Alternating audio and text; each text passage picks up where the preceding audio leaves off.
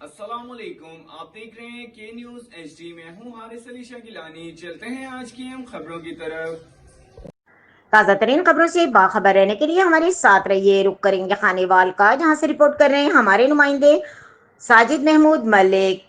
پاک فوج اور پاکستان ایئر فورس کے شیر دل جوانوں نے بزدل دشمنوں کو ایسا سبق سکھایا کہ جو تاریخ میں رہتی دنیا تک پڑھایا جاتا رہے گا اور یاد رکھا جائے گا۔ مخدوم پور میں پاک فوج زندہ آباد ریلی کا انعقاد کیا گیا۔ ریلی صبح 10 بجے دفتر القلم پریس کلب سے شروع ہوئی، جو کہ ریلوے روڈ سے ہوتی ہوئی پرانے لاری اڈے پر اختتام پذیر ہوئی۔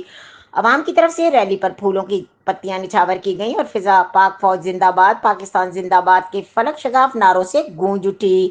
ریلی میں مخدوم پور پواڑہ کی صحافی برادری، سول سوسائٹی، وکلا برادری، انجمن تاجران، مذہبی جماعتوں کے ذمہ داران نے کثیر تعداد میں شرکت کی۔ ریلی سے خطاب کرتے ہوئے جنرل سیکرٹری مخدوم پور پولیس کلب رجسٹرڈ سید جلال الدین قاری مظہر سعید کاظمی، انجمن تاجران مخدوم پور سے پرویز شہزاد، مخدوم پور پواڑہ یوتھ ویلفیئر سوسائٹی کے مہر بلال ایڈوکیٹ اور مہر اللہ دتہ نے اپنی مشترکہ خطاب میں پاکستانی افواج کے آپریشن بنیان المروز کے زبردست کامیابی پر زبردست انداز میں خراج تحسین پیش کیا۔